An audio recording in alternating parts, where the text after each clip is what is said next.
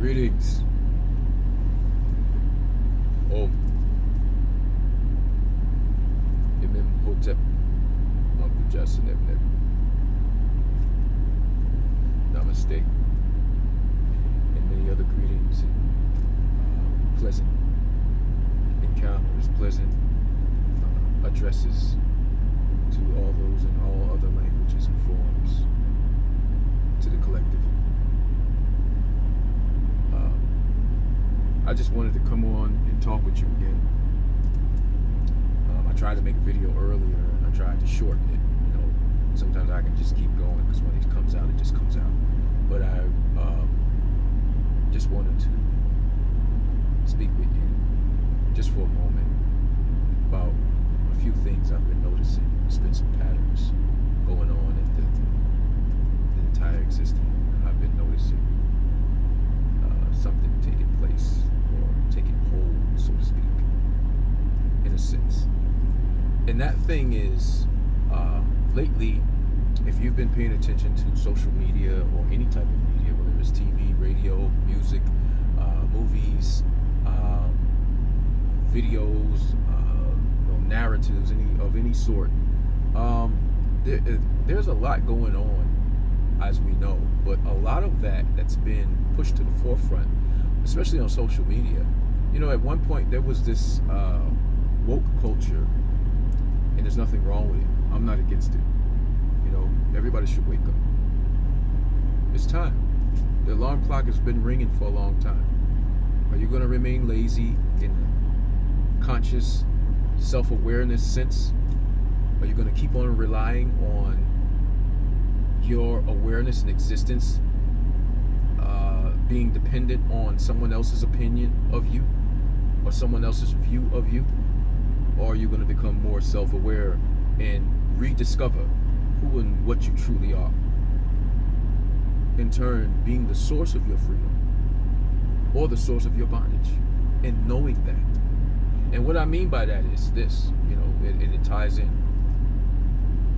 I've been noticing, and others have been noticing lately, that there's been a narrative that's being pushed more so even over the woke culture, which is getting people to think for themselves.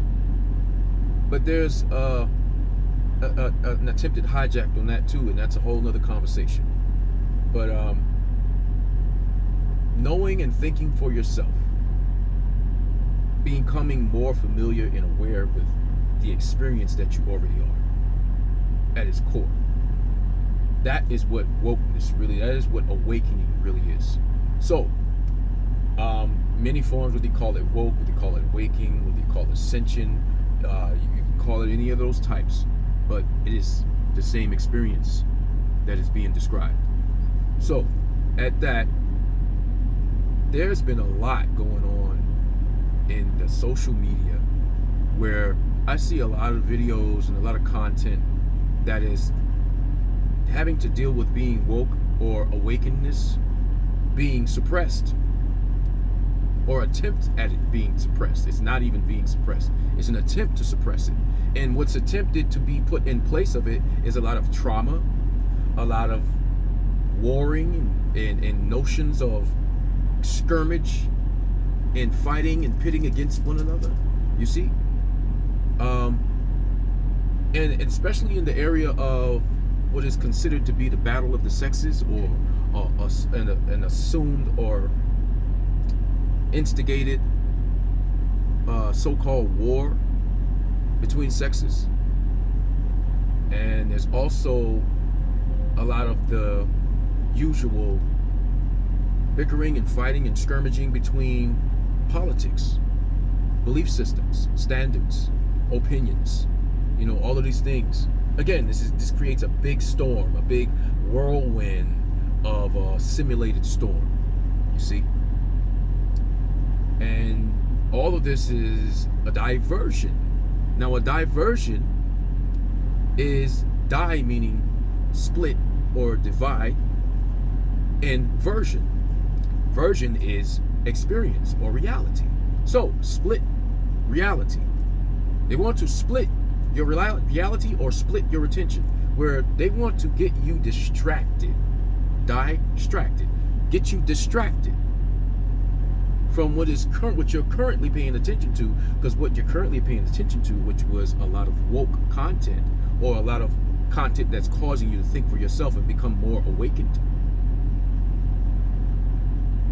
Something does not want that to happen, apparently, because there's something that is invested into keeping you dependent on believing you are separate from your source. Whether you want to call that source God, whether you want to call that source the Great Spirit, whether you want to call that source local, whether you want to call it source Shiva or Krishna or Buddha,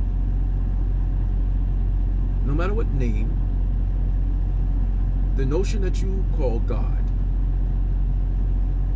or even Lord, and Lord is another discussion, because the word Lord and God are, by definition and experience, they can mean two different things. Some of the attributes are the same, but Lord actually says master. Now God, you can see God as your master, or you can see God as someone or something that you're one with. You can see Lord, Lord is master in other terms, and you can see yourself as master in some areas, and you can see someone else who you're learning from as master. Nature can be master to you. Nature can be Lord to you. When the man wanted to find water in the desert, or wherever he was, where it was an arid land or dry land, and he gave the monkey salt and watched the monkey and learned how the monkey got water and found water, at that point, that monkey was that man's master, because he was learning from that monkey. What he was not currently aware of, he was learning. So you have to learn how to separate your personal feelings. And how do you do that? You realize that you are the self. Because the person that you think you are is not real. But I don't want to go any deeper into that. If you want to look deeper into that, I would suggest you look up someone by the name of Mooji or Papaji, or there are many other sages and gurus that can explain this to you. But I believe, from my personal opinion, and again, it does not have to be law, but my personal opinion is I really resonate with how Mooji explains things, because he puts things into term where it's broken down in such a way that I can grasp it easily. These things I've already had awareness of even as a child, but I was not articulate enough in my English language as I was learning to be able to explain this to people without them thinking I'm crazy. I don't think it's possible, because they have created such a matrix of a world of false reality, and it has become such a mass norm that when you do speak of these things, these profound truths, you will appear as crazy to many others. You will appear as not of this world, because you do not think like those of this world. You do not see like those of this world. You do not behave like those of this world all the time. So you begin to realize that there's a difference in what you were taught to believe and what you already are. And those who really want those who know the difference, who know that difference, and they really have good intentions towards you, they will reveal that to you. Those who know the difference and don't have that such good intent towards you, they will use this as a means of possessing. And here's what I mean by that. This is where you get your demonic possession from. A lot of you have been misinformed about what true demonic possession is. Because demonic possession is not something, see, demonic possession does not manifest in a physical realm before it manifests in a spiritual, in an intellectual or psychological realm. And the way that happens is, what the true representation and presence of demonic possession is when someone who is not ignorant is manipulating someone who is ignorant. That is what it's demonic possession. That is what demonic possession truly is. Someone who is not ignorant, instead of educating and helping the one who is ignorant in genuine well intent, instead what they do is they use that person's ignorance against them as leverage, and they begin to manipulate. This is the key word: manipulate. Manipulation is the same thing as possession, and let me explain to you. And there's many forms of possession.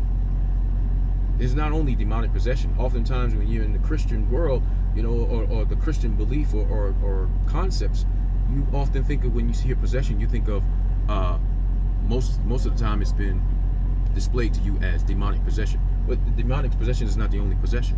There's many forms of possession. Demonic possession is the most malevolent form of it, or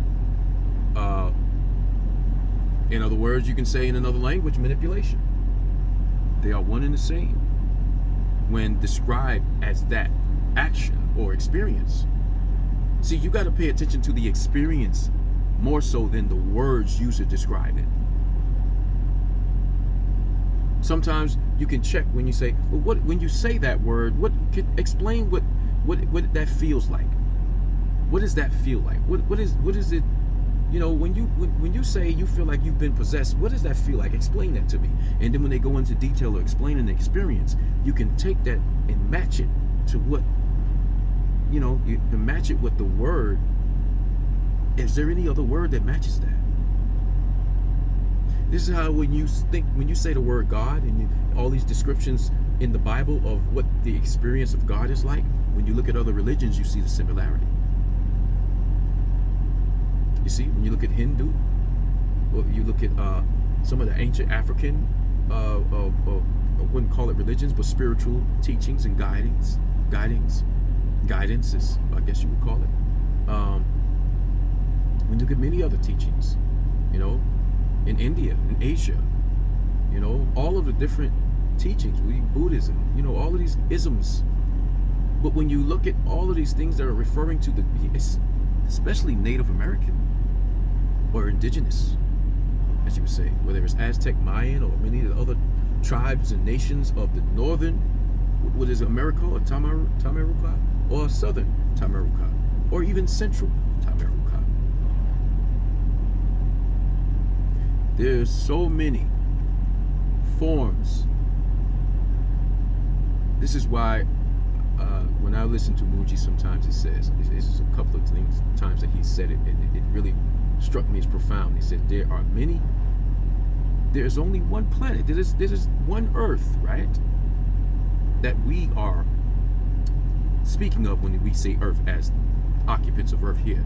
But in that Earth, there are many worlds. What does he mean by that? In Earth, and on Earth, there are many worlds. Because world is a concept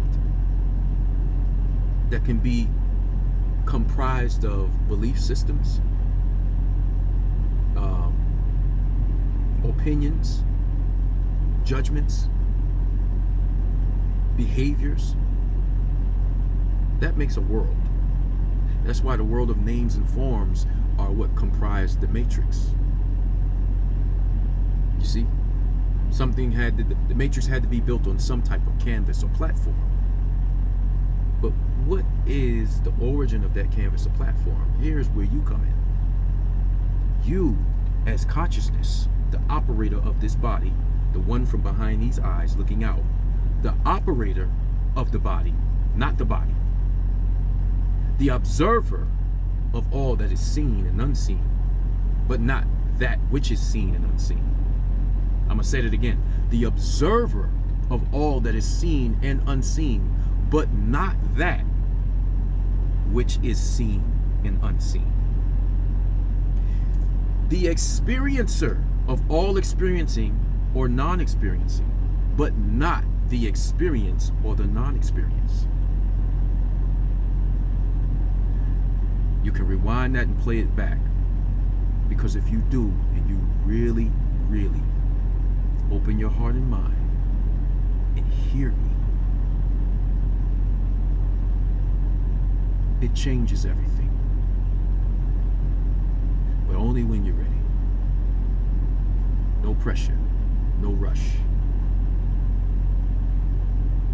But just remember that you are the origin of all the things you can see and experience. And even that which you can't see and experience. You are the origin. Okay?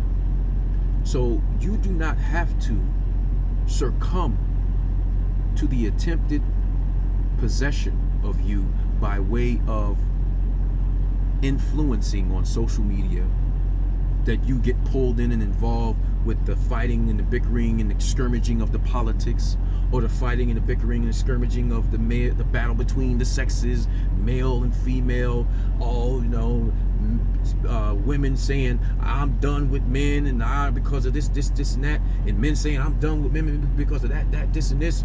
And all of these things are relevant and valid, but not as valid as you. Not as relevant as you. Even money. Money is not valid as you are. Without you, what good would money be? And when I say you, I mean each and every single life form, being, entity, intelligence, awareness that is all connected to the absolute consciousness. The absolute. Even that which watches the absolute. That is you. At your core essence, that is you. With or without this vessel, or temple, or avatar, or body, or whatever name you have for it. This is who and what you truly are. There is no age for you. There is only awareness, consciousness.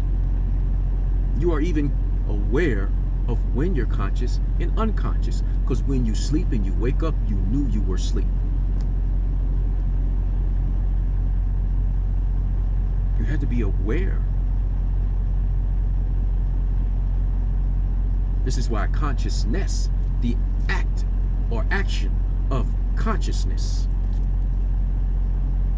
is the closest attempt to describe you. This is why when it was said in the Bible, when Moses asked God, who do I say that sent me to say these things or tell these things? What do I call you? And it says God responds and said, I am that I am. But what does that mean? I mean, Mooji explains it better than I do, I feel. But I'm going to make an attempt to explain it, or at least bring you closer to grasping it. The I that am. The I that am. And Mooji says, and many others say, as he learned from many other sages and masters who came before him, even Jesus, even Thoth, or one you call Jehuti, or Tehuti, even Amun-Ra, and Horus, all of these, Osiris, all of these are connected. It's all describing this experience as the I that you are. The I.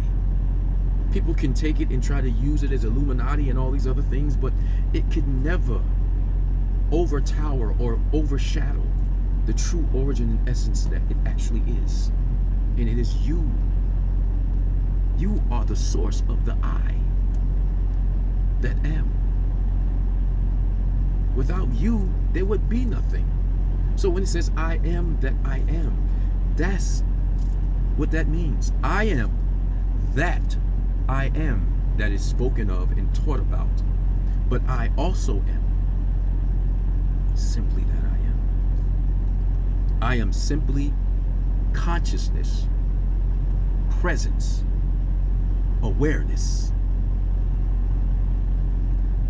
Without me, nothing be or not be. Without me, without the I that am, nothing can be or not be. The I that am is the source of even the foundation or the canvas on which existence and non-existence is painted upon. It is the source, and you are that source. This is why Jesus says in the Bible, I and the Father are one, because you, as consciousness, you can even say, some say, well, they would put it this way, that you would borrow consciousness from God, but it in a sense, it's kind of like that, but it's not. It's more profound than that. You and God are one. You and the Father are one by way of consciousness. Your true origin. The true origin that you are. Not the body. Not the mindset. Not the name. Not the belief systems. Not the knowledge that you went to school for and all of that and everything that your degrees and your certificates and your diplomas, not any of that. Not the work history that you have and the accolades that you've gotten along the way. None of that. Not your skill set. You're not any of those things. You are the operator and the observer. You are the observer and the operator. Source origin, origin of source. Source of origin, origin of source. This is where the yin-yang comes from. Even the symbol of the Pisces. And they say the Pisces is the culmination of all the signs. It's all connected. All of it is connected. But you are that which watches it all. You are that which observes it all. Meaning you are the observer, not what you're observing. You are the experiencer, not what you're experiencing.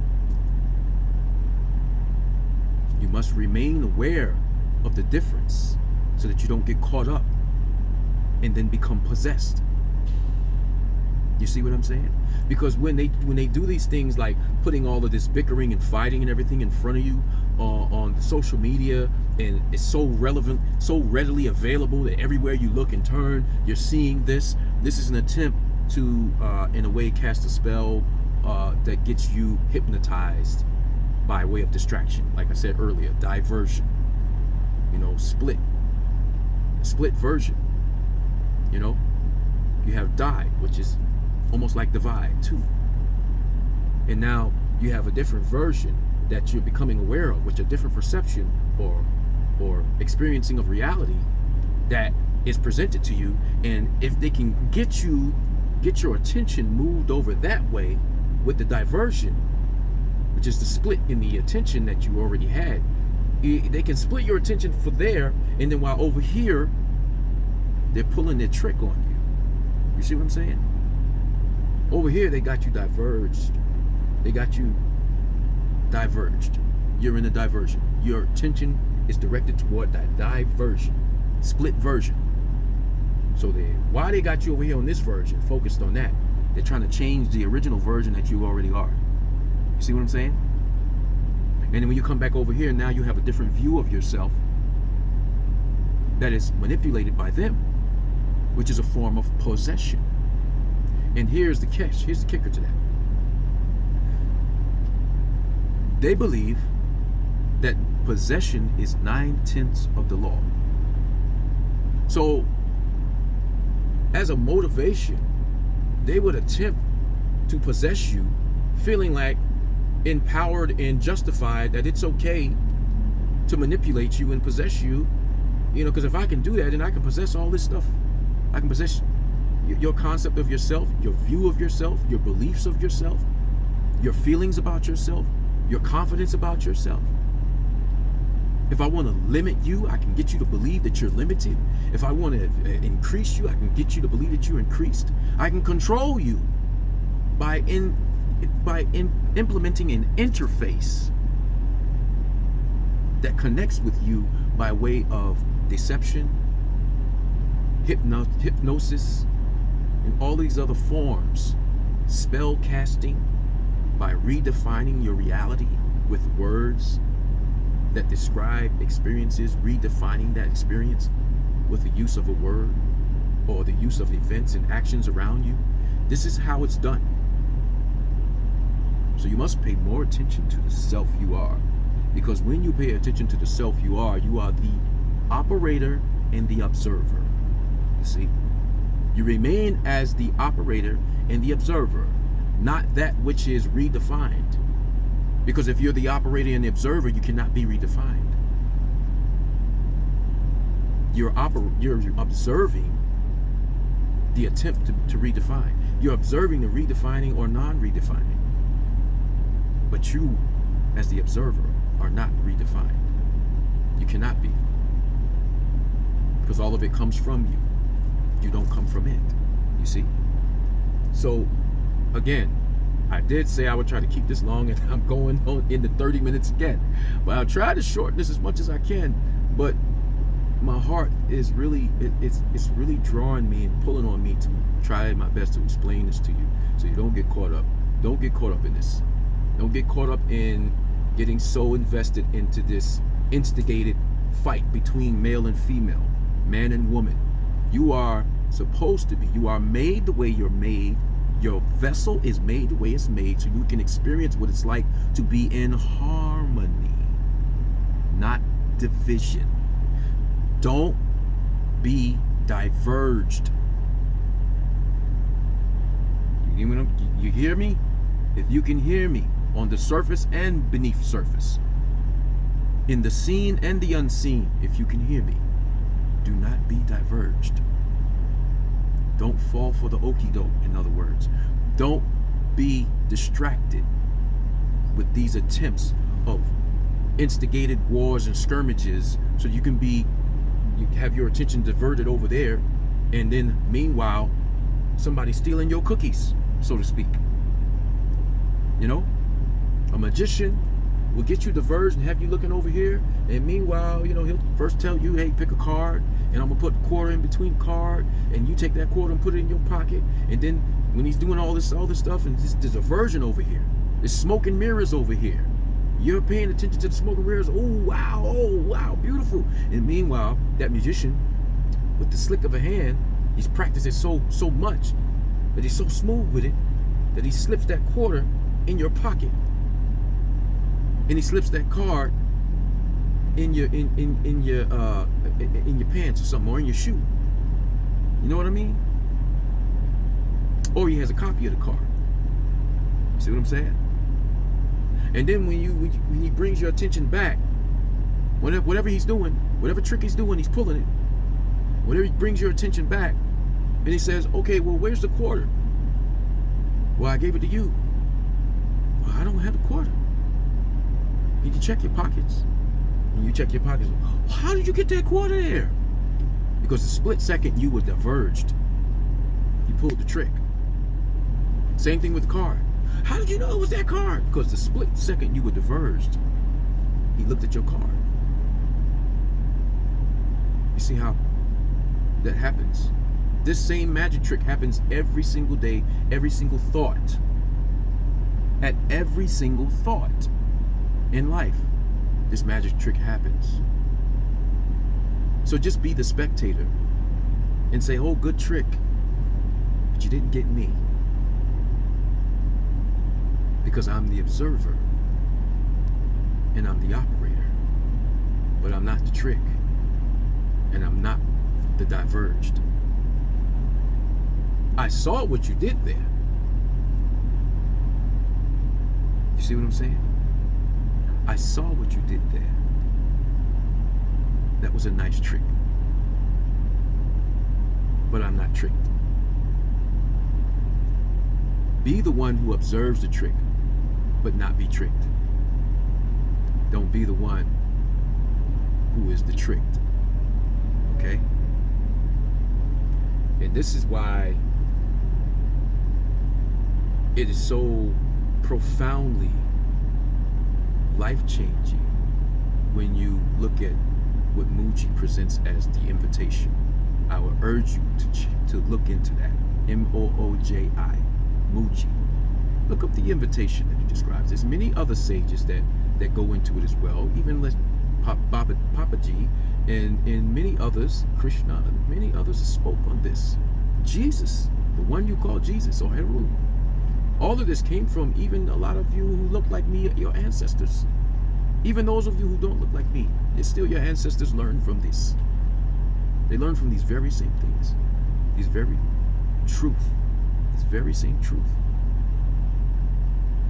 But there is an attempt, which is the ego mind, that is put there to challenge you at every thought, so that you can work that thought muscle out, that self-awareness, to maintain the focus on who and what you truly are, and not be diverged, but realize you the witness and the observer of the diverged.